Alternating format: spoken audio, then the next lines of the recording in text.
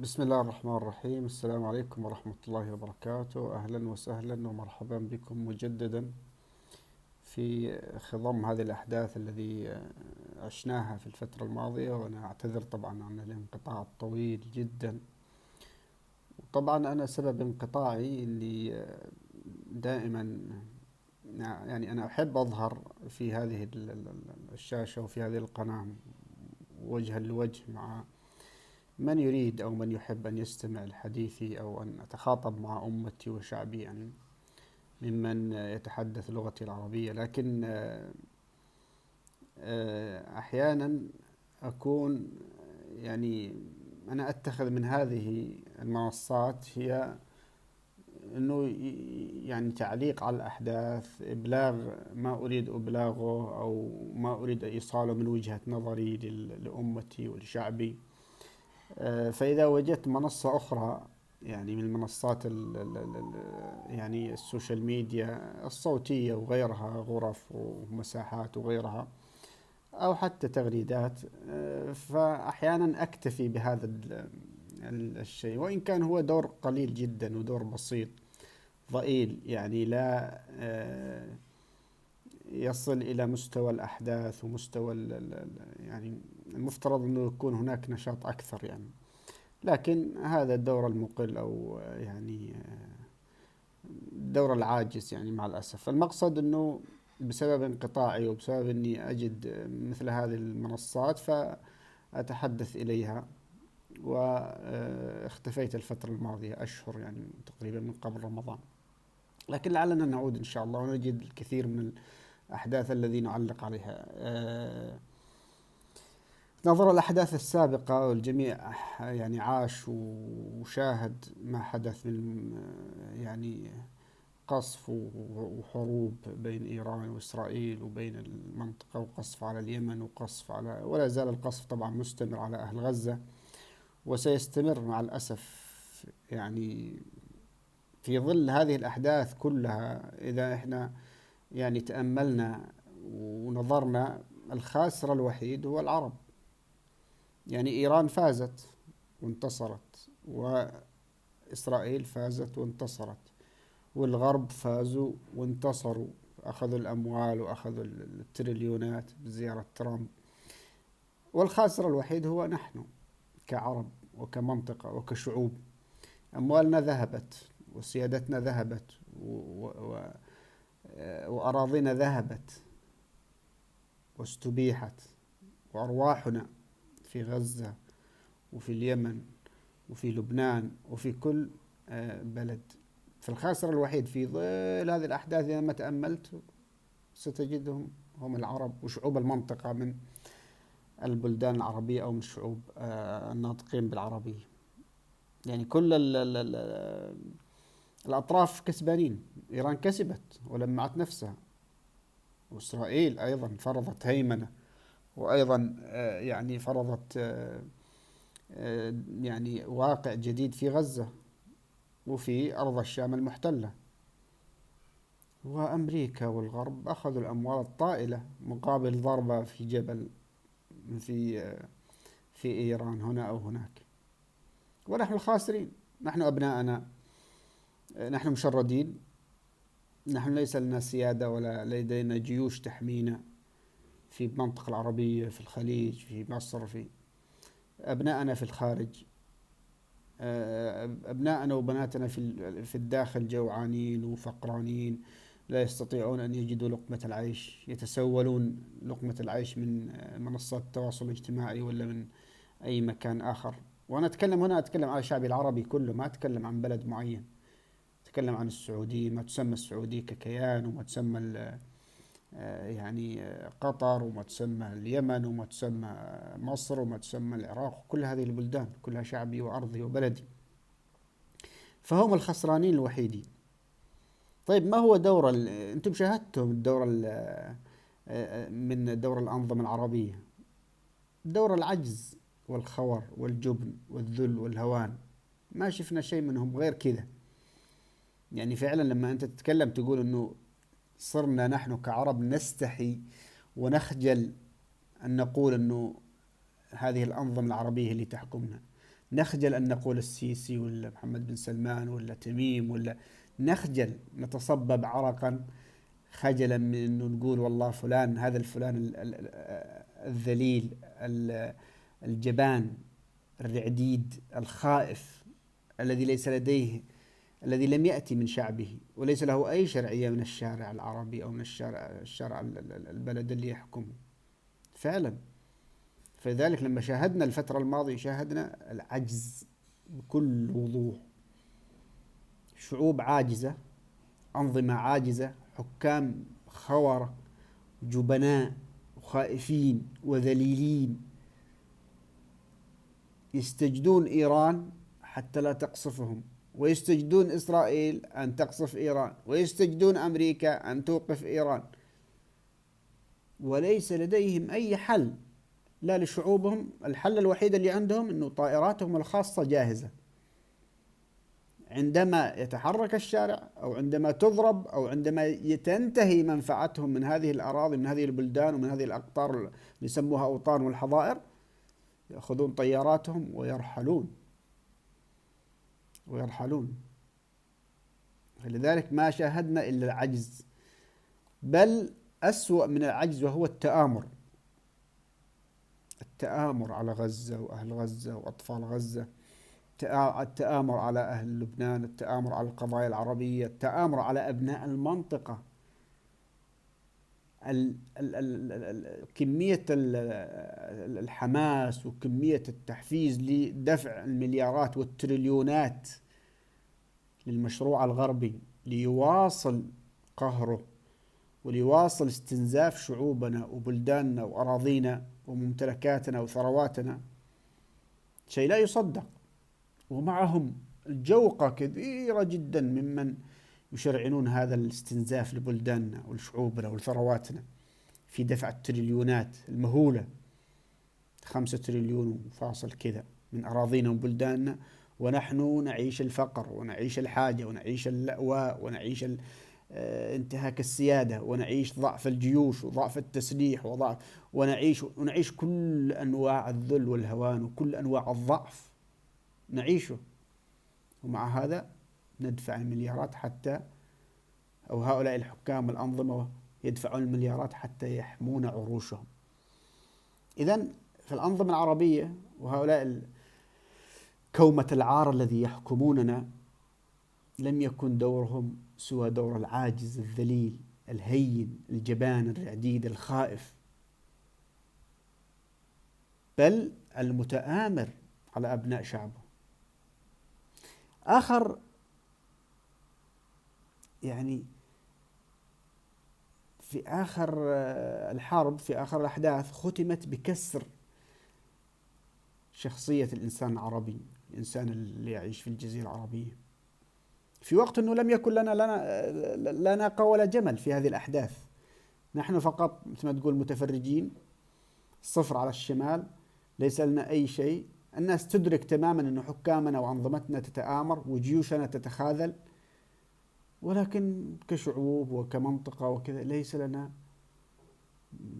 يعني أي دور، في وقت أنه الأضرار والمخاطر هي تمسنا في يعني في أولى الأولويات، هي تمسنا نحن كأبناء البلد، أبناء الجزيرة العربية وأبناء الوطن العربي، نحن المتأثرين ونحن من مخاطر أي أحداث. والمخاطر الأحداث يعني كلما تصاعدت الأحداث، يمكن شفتم كمية الخوف والرعب اللي حدثت لدى الشعوب لدى الأنظمة، شيء لا يتخيل.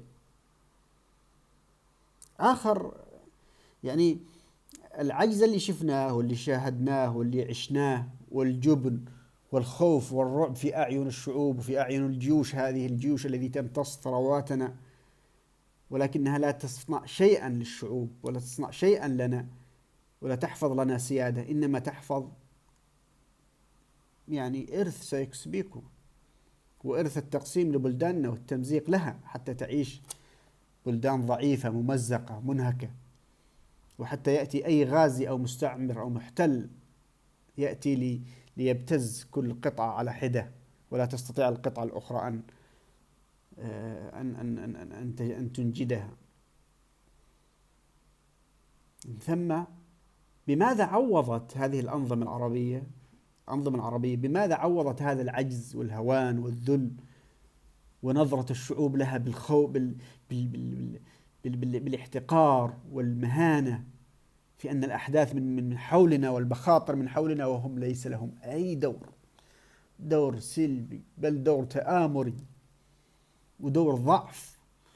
في وقت أنه في اليمن ميليشيات تضرب، وفي لبنان وفي غزة أيضا شباب يدافعون عن أراضيهم، وإيران نفسها دافعت عن أرضها وقومها وأمنها القومي وبلدانها ونوويها.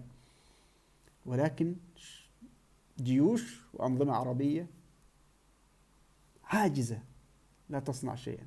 بماذا عوضت هذا العجز؟ بماذا عوضت؟ وهذه الهزائم التي نمنينا بها خلال 3-4 أشهر مرت من سلب ثرواتنا، من سلب وكسر إرادتنا، ومن نهب ثرواتنا للمشروع الغربي، ومن قصف يعني أجواءنا واختراق أجواءنا. بماذا عوضت؟ تخيلون السعودية على سبيل المثال بماذا عوضت هذا الضعف والهوان؟ في وقت الناس كانوا مشغولين وخايفين من الرعب ومن النووي ومن تسريب الإشعاعات ومن تصاعد الأحداث، بماذا عوضت السعودية؟ عوضت أنها ذهبت وأعدمت أحد الناشطين أو أحد الإعلاميين القدامى اللي كانوا أسرى في سجون آل سعود، في سجون السعودية، اللي هو تركي الجاسر، الإعلامي الشهير صاحب حساب كشكول في منصات التواصل الاجتماعي، تركي الجاسر الشهير الناشط. فراحت وأعدمته لتعوض ضعفها. والناس تخيل أن الناس في قمة الانشغال في الحرب النووية وتصاعد الأحداث وكذا، لكن النظام السعودي ونظام آل سعود حربه الوحيدة ليست إسرائيل وليست أمريكا وليست إيران ولا المشروع الصفوي ولا المخاطر المحدقة. حربه الحقيقية اللي قاعد يمارسها ليل نهار هي مع شعبه، هي مع الناشطين، هي مع أبناء الجزيرة العربية، مع أبناء الجزيرة العربية. ولم يمر أسبوع أو أسبوعين بعد أن يعني وضعت الحرب أوزارها والناس بدأت تهدأ، بماذا يظهر النظام السعودي أنه قوي وأنه لا زال متماسك وأنه كذا؟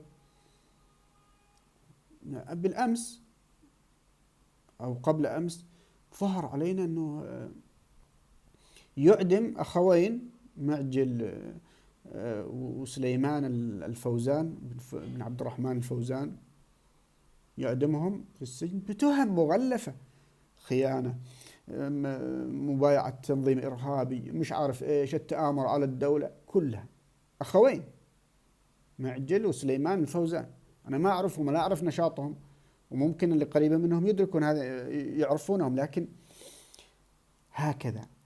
هذا متى حصل هذا الكلام؟ ثاني يوم قصف الدوحة، عندما قصفت الدوحة. أليست الدوحة قصفت بصواريخ ب14 صاروخ، وقع أحدها في الدوحة على قاعدة العديد الأمريكية. في وقت قصفت في المساء اليوم الثاني في الصباح، وزارة الداخلية السعودية تظهر ببيان لتشرح للناس أو لتقول للناس أنها يعني قصوا راس 2 أو قتلوا 2 من الأخوة من الشعب الأعزل. إذن فالأنظمة والنظام السعودي والأنظمة العربية تغطي عجزها وتغطي سوءتها وعورتها بحربها على شعبها. هي تقصف من إيران وتلعن من إيران وتستباح أراضيها ويستباح أجواءها، ولم نجد جيوش عربية ولا جيوش خليجية ولا جيش قطري ولا جيش سعودي ولا درع الجزيرة ولا جيوش العربية جامعة الدول العربية ولا تفعيل اتفاقية الدفاع المشترك تجاه ما قصفت به وانتهاك سيادة الكيان القطري. لم نجد شيء. كيف يعوض هذا الضعف وهذا الهوان وهذه السوء الذي ظهرت يعوض باستعراض العضلات واستعراض كذا على الشعب وعلى الأسرى الموجودين في سجون آل سعود وفي السجون العربية الأخرى. لن تجد للسعودية حرب ولا الأنظمة العربية لن تجد لها حرب مع إيران ولا مع إسرائيل ولا مع أي عدو خارجي ولا داخلي. لن تجد لها حرب إلا مع الشعب، إلا مع البلد وأبناء البلد. لن تجد لها أي ثأر ممكن تثأر من كرامتها ولا تثأر من مشروع هنا أو هناك إلا من الشعب، لأن الشعب هو العدو الحقيقي بالنسبة لهذه الأنظمة. بالنسبة لهذه الأنظمة العدو الحقيقي، في ظل الناس منتظرين من درع الوطن أو من درع الجزيرة أنه والله يتحرك ويرد على إيران على قصفها وانتهاكها سيادة الدوحة. طبعا مسألة إنه هذا تنسيق وهذا مش، إحنا لا ينفعنا هذا الشيء، إحنا لا يعني يهمنا هذا الشيء. يهمنا أنه انتهكت سيادة بلد عربي يوجد فيه جيش ويوجد فيه تنسيق ويوجد فيه اتفاقيات دفاع مشتركة، ولم يرد. وكسروا أعين العرب كعرب 450 مليون بهذا القصف بهذه الرشقات الصاروخية، في وقت الناس ينتظرون من درع الجزيرة أنه يرد وأنه يتحمل مسؤوليته في الدفاع على الوطن والدفاع على الشعب الخليج ولا على السيادة الخليجية. نتفاجأ في الرد وهو إعدام 2 من الأخوة أو أخوين في سجن السعودية، في سجون آل سعود. هذا الرد طبيعي. ولذلك كلما أهينت الأنظمة العربية وكلما أهين لا سيما النظام السعودي، ركزوا، النظام السعودي في كل معركة سياسية يهان فيها وتمتهن كرامته ويمرغ أنفه في التراب ويظهر بالجبان والخائف والذليل ويظهر خوره وجبنه، يروح ينتقم من أبناء الشعب. روح شوفوا هزيمته مع الحوثي، من مين انتقم؟ انتقم من ضباط كانوا موجودين باتهامات انهم كانوا خونة وانهم يسربون المعلومات. وكثير من الأحداث كلما مني بهزيمة فكرية وهزيمة سياسية إلى الآن الهزيمة الذي مني بها من قطر مثلا كنظام سعودي في حصار قطر وفي كذا، مين عاقب؟ عاقب سلمان العودة وعاقب مش عارف مين وعاقب فلان وعلام بالسجن. إذن الأنظمة العربية كلما هزمت تنتقم من شعوبها، تثأر من شعوبها، تستعرض قوتها وتستأسد على شعوبها. لكن على أي عدو خارجي أو على أي اعتداء خارجي صفوي أو إسرائيلي أو أمريكي أو لن تنبس ببنت شفة. جيوش جبانة رعديدة، جيوش ما وضعت إلا لحماية كراسي هؤلاء الطواغيت الظلمة المجرمين. وجيوش الإعلام الإلكتروني والإعلام مش عارف إيش فقط يطبلون. وين الهياط؟ وين هياطكم على أطفال اليمن؟ وين هياطكم على أبناء الشعب؟ لما رديتم على إيران؟ لما ثأرتم لكرامتكم عندما انتهكت في قطر في الدوحة؟ ليه؟ لما ثأرتم لكرامتكم عندما انتهكت في قتل أطفال غزة وفي قتل أطفال اليمن وقتل أطفال لبنان؟ كل همكم وكل حربكم هو فقط على أبناء الشعب، على الشعب الأعزل. في ظل هذه الأحداث يا جماعة الخير لن ننتهي إلا يعني لن يكون هناك مخرج إلا بالانتهاء من كيانين، الكيان السعودي والكيان الإسرائيلي. وأنا قلت هذا الكلام وأقول دائما أنه المشروع الغربي عندما مزق أمتنا العربية والأمة المنتسبة للإسلام وأراضينا لم يكن ليستطيع على هذا التمزيق وبناء عقيدة جديدة، عقيدة الوطنية الذي يتخلى فيها الأخ عن أخيه بسبب الوطن وبسبب هذه الحدود الوهمية. زرع لنا كيانين، كيان في الشام لما يعني تمثله الشام من ركيزة أساسية في بناء الأمة، وكيان في الجزيرة العربية لما تمثله مهبط الوحي جزيرة العرب ومهبط الوحي اللي هو الكيان السعودي، الكيان الإسرائيلي والكيان السعودي. الكيان السعودي يضمن أن لا تتحد الجزيرة العربية، وأن لا تؤدي دورها، وأن لا تؤدي منابر مكة والمدينة ومكة والحرمين الشريفين دورها المنوط بها من الحفاظ على الأمة، من إعلان النفير العام، من توعية الأمة، من الوقوف مع قضايا الأمة. والكيان الإسرائيلي لضمان عدم اجتماع أهل الشام والعراق ومصر. تتخلص الأمة من هذين الكيان، لا سيما الكيان السعودي. الكيان السعودي ستكون هناك انفراجة عظيمة. طبعا لن يكون هذا التغيير والتخلص من هذا الكيان إلا بأمة وبمجموعة وبعصابة مؤمنة تؤمن بقدرتها على ذلك وتبذل الأسباب. تكون جماعة مؤمنة صادقة تتخلى عن كل يعني العوائق والعوالق الجاهلية، ثم بعد ذلك تنطلق لهذا التغيير. أنا أشوف أنه كثير ناس وكثير شباب متشائمين من الأحداث اللي حصلت، مع أن الأحداث كشفت كثير أشياء كشفت لنا، ولكن وزرعت وعي أيضا، ولكن أيضا التشاؤم يخيم على الجو أو على جو الأحداث ونتائج الأحداث. لكن باعتقادي أنه انتظار أنه هناك بيئة يمكن أن نغير من خلال هذه البيئة، أن يكون هناك بيئة صالحة، أو أن يتاح لك أن تتحدث أو أن تعمل وأن تمارس ما تريد ممارسته من النشاط الدعوي والتغييري في تغيير الواقع. أعتقد أنه نوع من الخيال.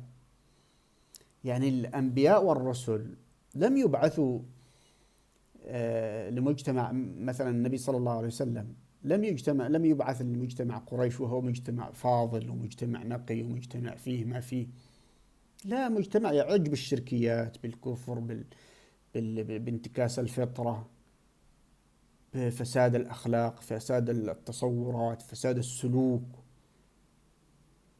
الربا والزنا منتشر، التطفيف في الميزان، كل شيء منتشر.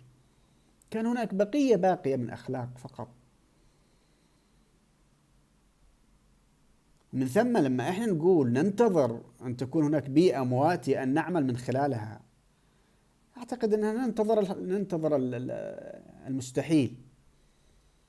لم يبعث الأنبياء والرسل إبراهيم عليه السلام إلا في قمة الشرك وقمة المؤاذاة للمسلمين والموحدين، ولنا في قصة أهل الكهف عبرة، ولنا في موسى عليه السلام عبرة، وفي عيسى، وفي كل الأنبياء والرسل والدعاة والمصلحين.